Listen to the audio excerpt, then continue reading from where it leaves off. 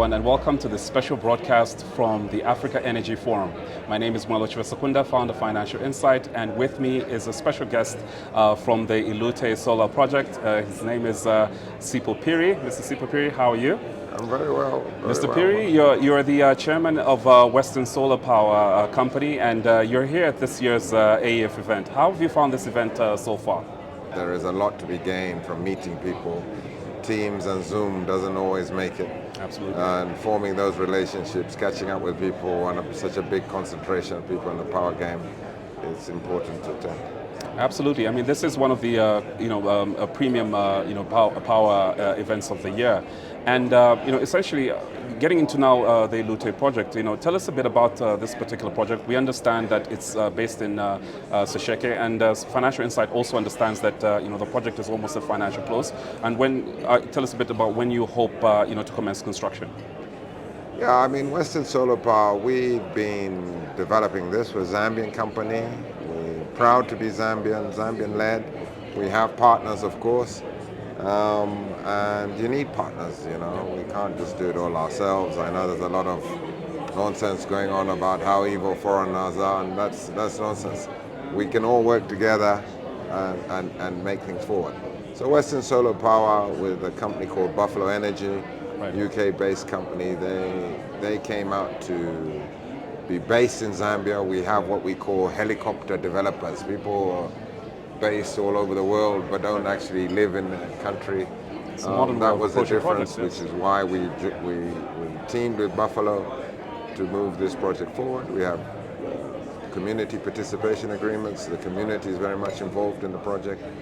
And so we have been slowly, difficult, moving towards this financial close. Wonderful.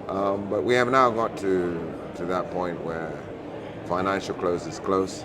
It's an extremely innovative project. It's only 25 megawatts. In context, all our power developments in Zambia come to about a gigawatt of power. So 25 megawatts may seem small, but it's probably going to be one of the most significant developments in Africa. It's a market changer, and that's really the innovative way we are trying to finance it, not based on the usual, let's go to ZESCO, let's get a sovereign guarantee. Right. We're going to the market through a company called Africa Green Co. Right. We have another partner called Serengeti, which has joined us. They've got the financial muscle. Okay. But really, the Western Solar team are the ones who got this project and brought it to this point. I'm sure in time you will see a lot of people claiming glory. Absolutely. It's fine. As long as the project goes, we're very happy. Absolutely, and it's quite interesting that you're obviously bringing together various different players who have different specialities to get this project forward. But then also on the other side, we're also wondering what are some of the particular unique aspects of this particular project. And in terms of contribution, you've already mentioned that that it's 25 megawatts. But then, from your perspective, what sort of impact do you think this particular project will have? Well, impact on this project is going to be very significant because all around the world, generation companies sell to the market, and you can finance off that. These projects are they're not cheap. Power takes a long time of planning. It's got a lot of grid integration issues. 25 megawatts is about $40 million. So it's real money. So even we talk about a small project, $40 million in Zambian context is a lot of money. But to be able to finance that without going and saying we want a sovereign guarantee. This is how projects are financed in Africa. Exactly, yes. Traditionally. And that's why we're short of power. The government, the government must give you your sovereign guarantee. ZESCO must take your offtake no matter what. And this is what makes this particular project unique. This is what makes it very unique. It's a real game changer. And we will join the rest of the world being able to develop projects and sell to the market, Southern African power people. And that, I think, is why in the whole 1 gigawatt of development, this has got some very unique features. Absolutely. And what would you say when you look at its impact within the region? Because you're citing that this is a very unique project. Do you see this particular project being like a template for other projects, hopefully that would seek to be independent of the sovereign guarantee and dependence on one off-taker? Yeah, I mean, there's a room for state utility. I'm not one of these people who says, oh, everything must be privatized. I'm not. So state utilities play a role. They play important roles, but also private sector can play a role. And how you come into regulated markets like this and how you raise finance is the crucial thing. And this will set an example for everyone in the region. It's not just for us and future projects. It's for every developer in the region, and will allow Zambian developers and African IPPs, independent power producers, to be able to come in and start their projects and get them off. We've got the documentation, we've got the methodologies. So pilot projects are difficult. Correct. As my favorite entrepreneur, Carnegie, used to say, pioneering doesn't pay. So we've suffered with this one. But I think the long-term effect for everyone will be very significant. Absolutely. And obviously part of the suffering is obviously having the difficult conversation with financiers of particular projects. Coming to AEF obviously gave you that opportunity possibly to meet up with, with prospective financiers. How have your discussions been, if you've approached any, and any prospective business associates at this year's event? Yeah, we've been at this game a long, long time, too long. It's been different, this one. People now like us. Before we've been more begging. Absolutely. Now there's a bit more excited yes. and well done, and people want to come in, and financiers are keen. Okay. We've got some very keen financiers. I must make special mention of FMO. FMO have been very dynamic in looking at a different model. They've been quick. Others have been a bit slow, and others, quite frankly, a bit down. But at least the innovation and thinking is there, and FMO is a very good example. As a development financial institution from the Netherlands, this is what we need from them, and they've stepped to the plate. So I'm very happy with our meetings. Okay, so now the unique thing about this project is that you take it all the way to Sesheke, which is obviously underprivileged communities that obviously are in need of development. What sort of impact do you feel, and from the perspective of foreign investors going into these sort of areas, what sort of impact do you feel that this particular project will have on the communities that are on the ground? Well, you see, it's a Zambian-based developer, right? And this is a crucial thing. Zambian-based, not that there's no foreigners who can complain for us. Of course there's going to be foreigners. But Zambian-based, both us, some of the founders, and the local community, and Buffalo Energy. We're looking at it as you go back to Kariba, huge projects. Correct. What did it do? It flooded all the Tonga's land. It split the tribe in half. Power went over to Salisbury and over to Lusaka, and they don't have power, they don't have rights to water. We feel strongly as Zambian developers, communities have to benefit. So we've worked closely with the BRE and the senior chief, Nyamboyeta. He's been very progressive and very patient. We always say local communities aren't patient. We've been at this game 5-6 years, and they've been saying, where's the project, where's the project? But most communities will abandon you as a con man. But they know that our intent is to make sure that they get benefits, and they're going to get significant benefits. Obviously, yes. And we want them to control those benefits for themselves.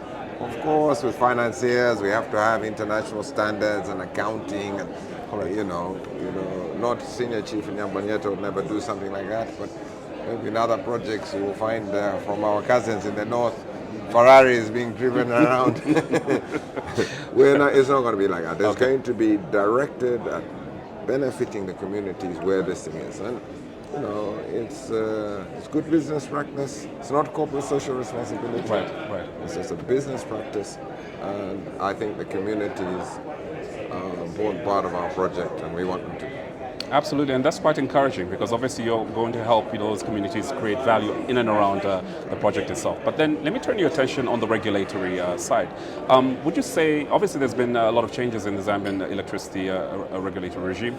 Would you say that some of the current regulatory policies are supportive of projects such as yours, such as the Illute project? But then are there aspects of the policy that could maybe help soften the struggle that many IPPs usually face, and what could possibly be improved about that? So It's a very loaded question. It is. I know your time in Nairobi is limited. You told me to behave, but I'm not sure I can fully behave. But anyway, the bottom line is Zambia has probably Africa's best regulatory and policy environment. It is not implemented properly. The ERB have failed to do it. Yes, there's talk about them now implementing what policies are there. Correct. But the fact is that we're still struggling. Open access. All the regulations are there. Oh, it's not priced. There are very small things which can put a spanner into a very good regulatory environment. The president is very involved in the sector. You know, he's very concerned about issues of load shedding. He's a good planner, but it requires everyone downstream to also start implementing these policies and implementing in the way that people can move quickly. So, you know, you hear the expression of tearing your hair out. Well, here I am. What does he do? I had a nice afro before I started power. It is a very, very frustrating and difficult environment. It is improving, but it's still not good enough. But then the policy environment is probably one of the best in Africa. Right. It's just we now need to get serious about implementing and delivering on it. Hopefully, with this project, again, when you're talking about innovation, the Illute Solar project will help unlock some of those issues. Right. Some of those rigidities is what we've been knocking our head against the wall for. And when that door opens, others, local Zambians, we're hoping, other African IPPs, but also foreigners, must come through that door now that we've opened. Correct. All right. And then, finally, from an Illute perspective, do you believe that an event such as this one is useful for African IPPs? And what have been some of the key takeaways from the various conversations that you've had at this year's event? As I said to you, I hate these events. You know, I don't like coming to them. I've been coming to them for many years, but they are useful. And I think African IPPs must come to them. They're not cheap, but it is very valuable. Power is a very small game. Correct. You know, internationally, it is a small game. For Africa, it's an even smaller game. You meet the same people. It's a club. They speak a kind of different language with EPC and financial close. And you've got to learn all of those things as an African IPP. Right. You've got to come to these events. And this one in Kenya is the first time that the Africa Energy Forum has been onshore in Africa. Right. The first one was in Mauritius, which is Africa. Exactly. We're proud of our Mauritians. Exactly. But this is our first time onshore, and I think the next one is in Sharm el-Sheikh. So if you are serious about power and getting involved, this is kind of event you have to go to. This is a premier event for that. I still don't like Vegas. But I have to say it's beneficial. Absolutely. And it is good to meet the people who are financing you. And you know, as much as you see each other on teams, when people are putting, I mean, our 1 gigawatt portfolio is probably $1.5 billion. Right. Now, people are giving 1.5 billion, $1,500 million of Congole. Wow. It's not coming to my pocket, by the way. It's Congole debt.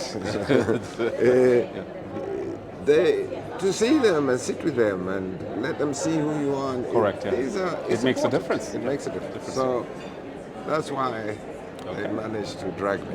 All right. Okay. Fantastic. Okay. Now, Sipho Phiri from Western Power, Western Solar Power Limited, representing and Western Power and many others. And many others. Yes. Thank you so much for joining us on this special live broadcast from the Africa Energy Forum, and we hope that you enjoy the rest of the deliberations of this particular event. Though you don't really like them, but I'm going home tomorrow, so I'll be fine. Absolutely. Okay. Thank you very much.